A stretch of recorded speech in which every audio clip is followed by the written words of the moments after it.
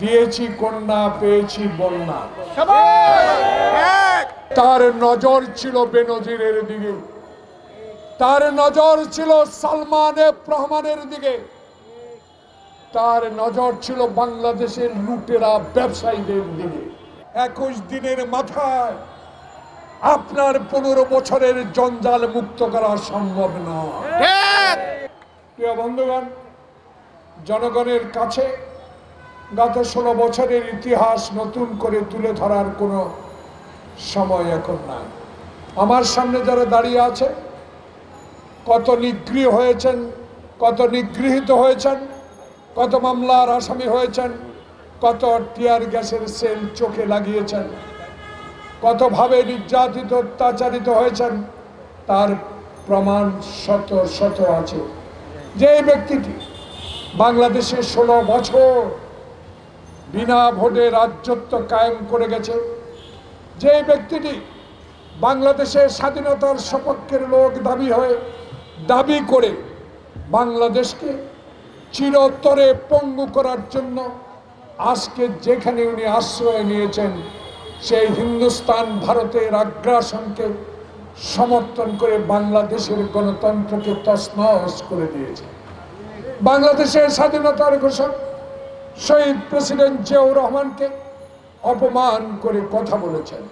বাংলাদেশের প্রথম মহিলা মুক্তিযোদ্ধা, যিনি বাংলাদেশে আপন মানুষের প্রাণপ্রিয় নেত্রী ছিলেন, যিনি বাংলাদেশের গণতন্ত্রকে স্বৈরাচার রাষ্ট্রবাদী বিরোধী আন্দোলনে বাংলাদেশের মানুষের কাছে প্রিয় নেত্রী হয়েছিলেন, যিনি বাংলাদেশের মানুষ তাকে দেশ নেত্রী উপাধি দিয়েছেন, যেই নেত্রীটি বাংলাদেশের নির্বাচনে 5টি আসনে দাঁড়িয়ে 1টি আসনও ফেল করেন নাই, পরাজিত বরণ করেন নাই, সেই নেত্রী বেগম খালেদা জিয়াকে একটি অসত্য মিথ্যা মামলায়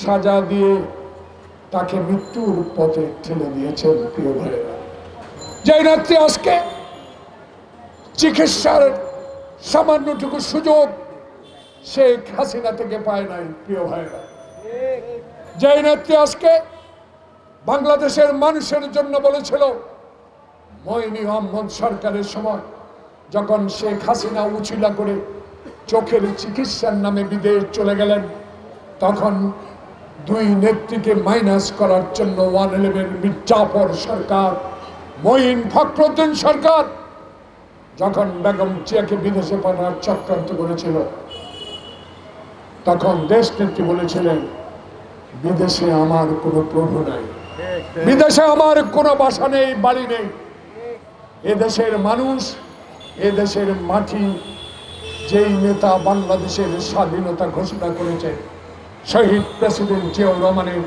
এই বাংলাদেশে আমি থাকবো। প্রিয় ভাইরা, প্রিয় অনলাইনের ভাইরা, প্রিয় আজকে আমার সামনে যারা বক্তব্য শুনছেন, যারা দিনে আনে দিনে খান, তাদের দিকেও শেখ হাসিনা কোনোদিন নজর দেওয়ার সময় পায় নাই। তার নজর ছিল বেনজিরের দিকে, তার নজর ছিল সালমান রহমানের দিকে, তার নজর ছিল বাংলাদেশের লুটেরা ব্যবসায়ীদের দিকে। আপনাদের দিকে কোনোদিনও কশ্চিন কালো সে তাকায় নাই, কারণ বাংলাদেশে সে একটিবারও ভোটে নির্বাচিত হয় নাই, কারণ সে বাংলাদেশের মানুষকে কোনোদিনও ভালোবাসে নাই। তার পিতার নামে, তার বাবার নামে দেশকে শাসন করেছে। শেখ হাসিনা ওয়াজের নিশ্চয় এখান থেকে দিল্লি বহু দূরে নয়। আপনি সবাই দেখতে পাচ্ছেন, আপনার পিতার একটি ছবিও বাংলাদেশে নাই। হাজার হাজার কোটি টাকা খরচ করে পিতার সেই ছবি অলি গলি, অফিস আদালত, মানুষের বাসা বাড়িতে জোর করে দেওয়ার চেষ্টা করেছিলেন। আল্লাহর কি নির্মম পরিহাস! এখন আপনি কোথায়? খালেদা জিয়া কোথায়? বাংলাদেশের মানুষ আজকে কোথায় দাঁড়িয়ে স্বাধীনভাবে প্রেস ক্লাবের সামনে আমাদের 2টি কথা শোনার সুযোগ পেয়েছে?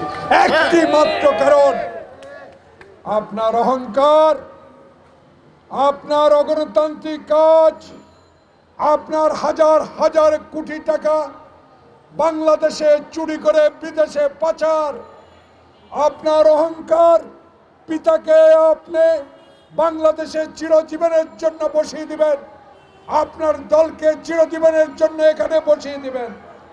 আল্লাহর অহংকার সেদিন 5 আগস্ট, যেদিন বাংলাদেশে আগস্টের পট পরিবর্তনের পর আপনি বলেছিলেন সুখের মাস, সেই সুখের মাসেই 5 তারিখে বৈষম্য বিরোধী ছাত্র জনতার আন্দোলনে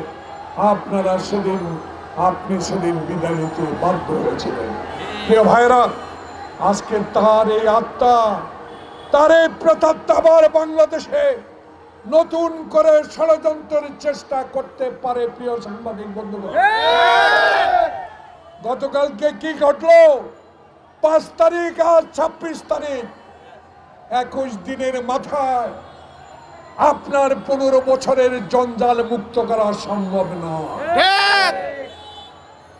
15 দিনে আপনার অবৈধ অস্ত্র উদ্ধার করা সম্ভব নয়। আপনার অগণতান্ত্রিক ভাবে যেই সকল জায়গায় আপনার ক্যাডারদেরকে বসিয়ে রেখেছেন, 15 দিনে তাদেরকে সরানো সম্ভব নয়।